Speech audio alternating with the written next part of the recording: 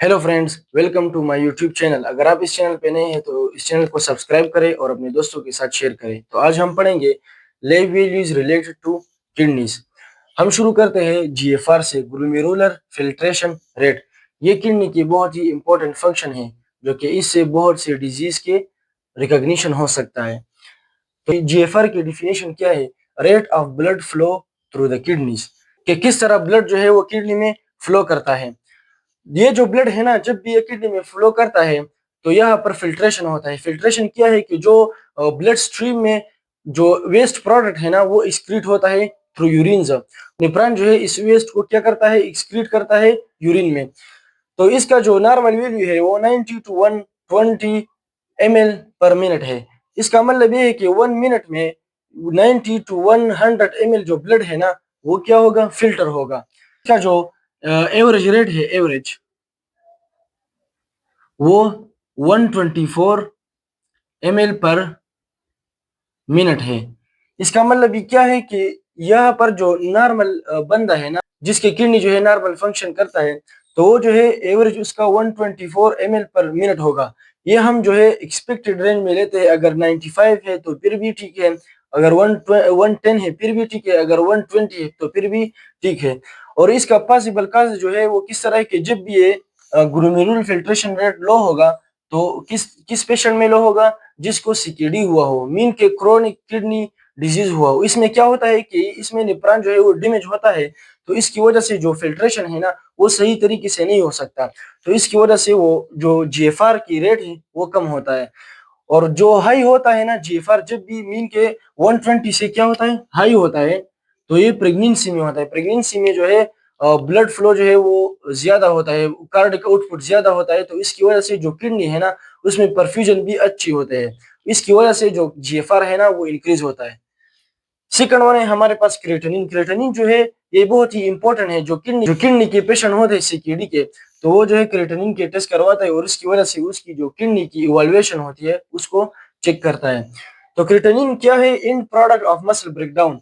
जब भी muscle breakdown होता है ना, मसल में हमारे पास क्या है, क्रिएटिन है, क्रिएटिन प्रोटीन है।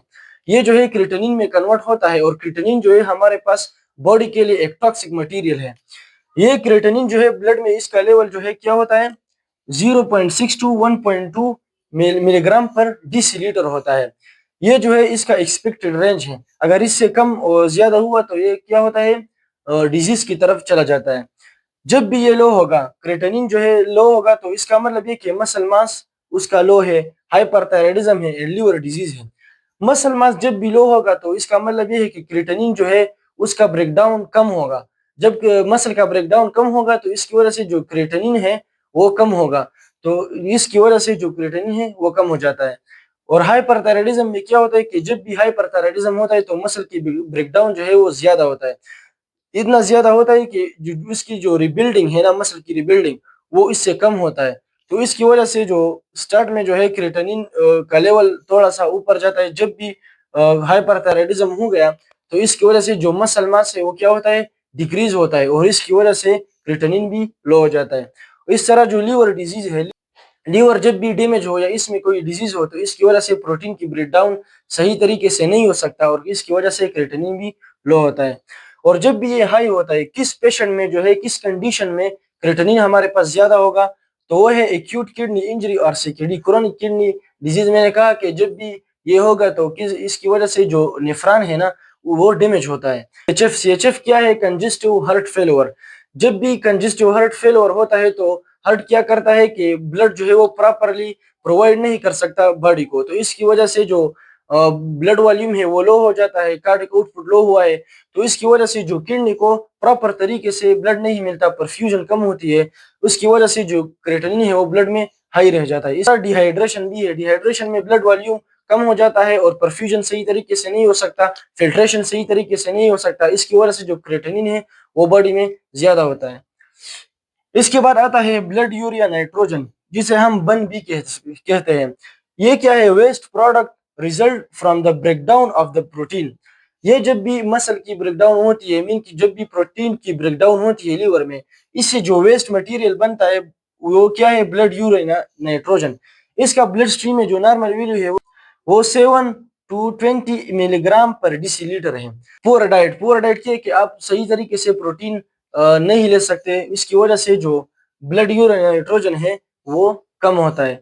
लीवर डैमेज, इस तरह जो लीवर की डिजीज है, लीवर डैमेज हुआ है, लीवर केरोसिस हुआ है, और इसकी वजह से भी ये ब्लड यूरिन नाइट्रोजन जो है बॉडी में कम हो सकता है। इस तरह लो नाइट्रोजन डाइट, जब आप ऐसे मटेरियल जिसमें नाइट्रोजन है वो आप सही तरीके से नहीं ले सकते, मीन कि आप जो है वो नहीं खाते, तो इसकी वजह से आपका जो बन है ब्लड या नाइट्रोजन वो क्या होता है, कम होता है। और इसके बाद क्या आता है, एकेआई एंड सीकेडी। जब भी एक्यूट किडनी इंजरी का पेशेंट हो या सीकेडी क्रोनिक किडनी डिजीज का जो पेशेंट हो, उसमें क्या होता है कि नेफ्रॉन डैमेज होता है, और उसकी वजह से जो ब्लड यूरिन नाइट्रोजन है ना वो सही तरीके से एक्सक्रीट नहीं कर सकता नेफ्रॉन, तो इसकी वजह से ब्लड स्ट्रीम में जो है वो ब्लड यूरिन नाइट्रोजन क्या होता है, वही पे रहता है ब्लड में। तो इसकी वजह से क्या होता है कि ब्लड यूरिन नाइट्रोजन का लेवल हाई हो जाता है। इसके बाद आता है यूरिन स्पेसिफिक ग्रेविटी। ये क्या है, a measure of the kidneys ability to excrete और conserve water. Urine specific gravity इस तरह है कि आपको कितने टाइम जो है वो यूरिन जो है वो पास करते हैं, तो ये और आप कितने टाइम जो है यूरिन जो है वो कंजर्व कर सकते हैं, ये हमारे पास क्या है, यूरिन स्पेसिफिक ग्रेविटी।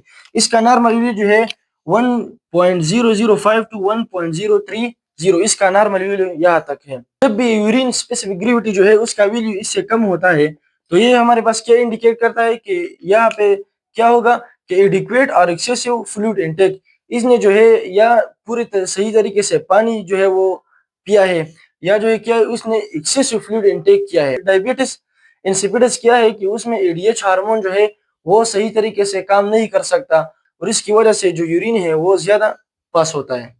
इसके बाद आता है कि वो कौन सी कंडीशन है जिसमें यूरिन स्पेसिफिक ग्रेविटी हाई होता है, तो वो डिहाइड्रेशन है। जब भी डिहाइड्रेशन होता है तो यूरिनेशन भी कम होता है, इसकी वजह से जो यूरिन स्पेसिफिक ग्रेविटी है वो इंक्रीज होता है। इस SIADH syndrome of inappropriate ADH hormone, इसमें एडीएच हार्मोन जो है वो एक्सेसिवली जो है बॉडी में प्रोड्यूस होता है पिट्यूटरी ग्लैंड से, वो जो है वाटर को जो है बॉडी में कंज्यूम करता है, यूरिनेशन फिर कम होता है, और इसकी वजह से जो यूरिन स्पेसिफिक ग्रेविटी है वो क्या होता है, इंक्रीज होता है।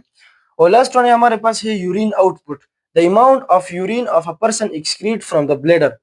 इसका मतलब क्या है कि जब भी ब्लैडर में यूरिन है वो कितने इमाउल जो है पर्सन जो है पर डे या पर हावर जो है वो एक्सक्रीट करता है ब्लैडर से। तो यहाँ पर क्या है कि एटलीस्ट 30 ml पर हावर, इसका मतलब ये है कि जब भी बंदा 30 ml एटलीस्ट कम से कम जो है 30 ml पर हावर जो है वो जब यूरिन को एक्सक्रीट करता है, तो ये क्या है, नॉर्मल है। इसका एवरेज पर डे जो है ना, एवरेज वो क्या है, वो 1500 ml पर डे है। पर डे के हिसाब से 1500 ml है, और पर हावर जो है वो 30 ml है। जब भी ये कम होगा तो किसकी वजह से कम होगा, शॉक की। शॉक क्या है कि जब भी आपकी ब्लेडर को या फॉर एग्जांपल आपकी जो यूरिथ्रा है उसकी तरफ जो ब्लड है ना वो सही तरीके से नहीं पहुंचता, उसमें परफ्यूजन अच्छा नहीं होता, तो इसकी वजह से जो आपकी यूरिनेशन है वो कम होता है। इस तरह हाइपोटेंशन हो गया, ब्लड वॉल्यूम जो कम हो, इस तरह ट्रामा, कोई इंजरी हुआ, ब्लड लॉस हुआ हो, या इस तरह जो सीकेडी पेशेंट है जो यूरिन को फिल्ट्रेट नहीं कर सकता नेफ्रॉन, इसमें भी जो यूरिन आउटपुट है ना वो कम होता है। कौन से ऐसी कंडीशन है जिसमें जो यूरिन आउटपुट है ना वो ज्यादा होता है, तो मैंने कहा diabetes mellitus. Diabetes mellitus sugar है। शुगर में किस तरह इंसान जो है वो यूरिन ज्यादा पास करता है, तो इसका रीजन ये है कि जब भी ग्लूकोज बॉडी में ज्यादा होता है, शुगर का लेवल बढ़ जाता है, तो इंसुलिन प्रॉपर तरीके से काम नहीं करता, तो इसकी वजह से जो ग्लूकोज है ना वो ऑस्मोटिकली एक्टिव हुए है। इसका मतलब ये है कि वो वाटर को अट्रैक्ट करता है, वाटर है, तो इसकी वजह से जो वाटर है ना वो अपने पास खींचता है, ग्लूकोज इसमें प्राण में जमा होता है, तो यूरिनेशन जो है वो ज्यादा आता है इंसान को। डायबिटीज इंसिपिडस, इसमें क्या होता है कि एडीएच हार्मोन जो है वो फंक्शन नहीं करता, वो लेक होता है, वो बॉडी में नहीं होता, और इसकी वजह से जो यूरिन है ना वो पास होता है, क्योंकि एडीएच नहीं होता, इसकी वजह से जो यूरिनेशन है वो ज्यादा होता है। इसके बाद है टू मेनी डायूरेटिक्स, आपने डायूरेटिक बहुत ज्यादा लिया हो, जैसे कि बीपी के जो पेशेंट हैं वो डायूरेटिक ज्यादा लेते हैं, जैसे फिरेसमाइड वगैरह, तो इसमें भी जो है यूरिनेशन ज्यादा होता है। तो it's all about the labs value related to kidneys. अगर आपको ये वीडियो पसंद आया हो तो आप अपने दोस्तों के साथ शेयर करें और इस चैनल को सब्सक्राइब करें।